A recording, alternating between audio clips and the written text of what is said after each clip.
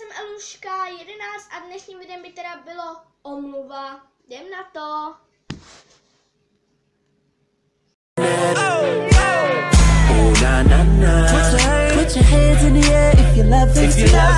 Omluva by byla za to předem, že jsem dlouho nenatáčela videa a že videa budou vycházet jednou za týden nebo jedno nebo dvakrát za týden, protože nevím, jak to budu většinou stíhat, mám školu, nebo prostě kroužek, nebo prostě když jdu ven. Takže opravdu nevím, a Katuš tady pouští bublinky.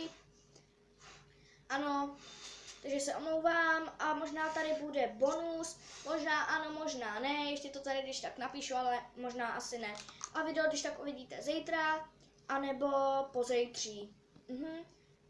Jo, pozítří. Tak ahoj a u příštího videa, když tak se nechte like, hezký komentář a když tak to červené tlačítko dole odběr a ahoj.